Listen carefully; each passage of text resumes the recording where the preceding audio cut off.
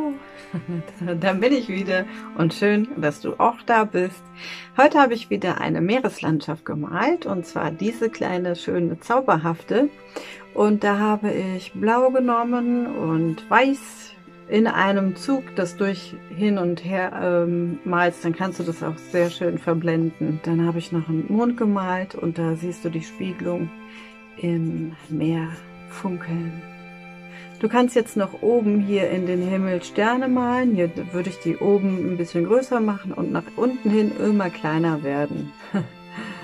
Ich wünsche dir auf jeden Fall ganz viel Spaß beim Ausprobieren und viel Freude beim Videoschauen.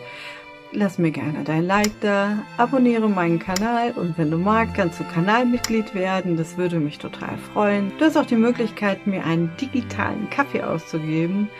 Dazu findest du in der Videobeschreibung den Link zu PayPal. Herzlichen Dank. Alles Liebe zu dir. Tschüss.